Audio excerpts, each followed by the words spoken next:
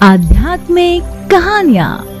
नमस्कार दोस्तों, स्वागत है आप सभी का एक बार फिर से आपके अपने पसंदीदा YouTube चैनल आध्यात्मिक कहानियों में। दोस्तों, आज के इस वीडियो में हम एक ऐसी कहानी लेकर आए हैं जो कि बहुत ही रुचिकर है। जी हाँ, जनकपुरी में आगमन। ये है रामायण काल से। चलिए शुरू करते हैं। दूसरे दिन ऋषि विश्वामित्र ने अपनी मंडली के साथ प्रातःकाल ही जनकपुरी के लिए प्रस्थान किया। चलते चलते वे विशाल नगरी में पहुंचे।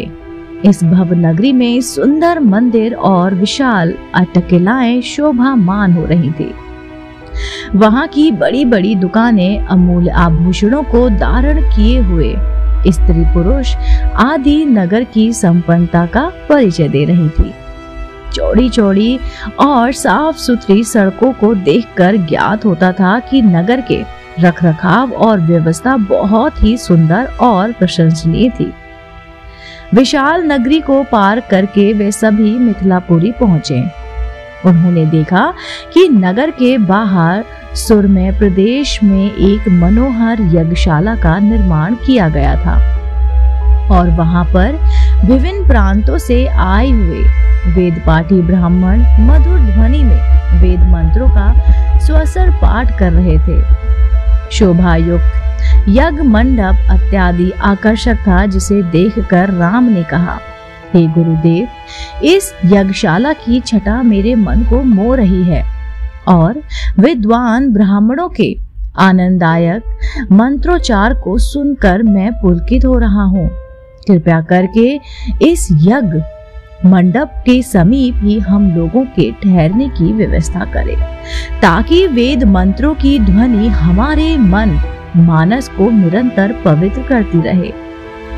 अब राजा जनक को सूचना मिली कि ऋषि विश्वामित्र अपने शिष्यों तथा अन्य ऋषि मुनियों के साथ जनकपुरी में पधारे हैं, तो उनके दर्शन के लिए वे राज पुरोहित शतानंद को लेकर यज्ञशाला पहुंचे। पाद अर्ध आदि से विश्वामित्र जी का पूजन करके राजा जनक बोले, हे महर्षि, आपने यहाँ पधार कर और दर्शन देकर हम लोगों को कृतार्थ कर दिया है। आपकी चरण धूलि से यह मिथिला नगरी पवित्र हो गई है। फिर राम और लक्ष्मण की ओर देखकर बोले, हे मुनिवर, आपके साथ ये परम तेजस्वी सिंह शावक जैसे अनुपम सौंदर्यशाली दोनों राजकुमार कौन है? इनकी वीरतापूर्ण आकृति देखकर प्रतीत तो होता है मानो ये किसी राजकुल के दीपक हैं। ऐसे सुंदर सुदर्शन कुमारों की उपस्थिति से यह यज्ञशाला वैसे ही शोभा युक्त हो गया है, जैसे प्रातःकाल भगवान भुवन भास्कर के उदय होने पर प्राची दिशा सौंदर्य से परिपूर्ण हो जाती है। कृपया करके अवगत कराइए कि ये कौन है, कहाँ से आए हैं, इनके पिता और कुल का नाम क्या है। इस पर ऋषि विश्वामित्र ने राजा जनक से कहा, हे राजन, ये दोनों बालक वास्तव में राजकुमार हैं। ये अयोध्या नरेश सूर्यवंशी राजा दशरथ के पुत्र रामचंद्र और लक्ष्मण हैं। ये दोनों बड़े ही वीर और पराक्रमी हैं। इन्होंने सुबाहु, ताड़का आदि के साथ घोर युद्ध करके उनका नाश किया है। मारीच जैसे महाबली राक्षस को तो राम ने एक ही बाण से 100 योजन दूर समुद्र में फेंक दिया। अपने यज्ञ की रक्षा के लिए मैं इन्हें अयोध्यापति राजा दशरथ से मांग कर लाया था। मैंने इन्हें नाना प्रकार के अस्त्र शस्त्रों की शिक्षा प्रदान की है। इसके प्रत्यनों से मेरा यज्ञ निर्विघ्न तथा सफलता पूर्वक संपन्न हो गया है। अपने सद्व्यवहार, विनम्रता एवं सौहार्द से इन्होंने आश्रम में रहने वाले समस्त ऋषि मुनियों का मन मोह लिया है।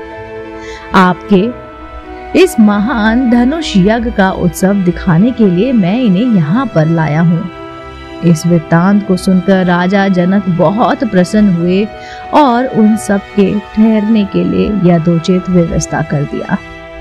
दोस्तों, उम्मीद करती हूँ आपको मेरे द्वारा सुनाई गई कहानी राजा राम और महर्षि यानी कि उनका जनकपुरी में आगमन कहानी पसंद आई होगी। अगर आपको ऐसी ही धार्मिक और पौराणिक कहानियां सुनना पसंद है तो आप मेरे चैनल आध्यात्मिक कहानियों को तुरंत लाइक कीजिए, शेयर कीजिए और सब्सक्राइब करना बिल्कुल ना भूलिए। ये बेल आइकन जरूर प्रेस कीजिए जिससे मेरे द्वारा अपलोड की गई हुई नई नई खूबसूरत कहानियां आप तक सबसे पहले पहुंचे। मैं आपको मिलती हूं जल्द ही इसी चैनल पर धार्मिक और पौराणिक कहानी कथाओं के साथ। आप देख रहे थे आपका अपना पसंदीदा YouTube चैनल आध्यात्मिक कहानियां।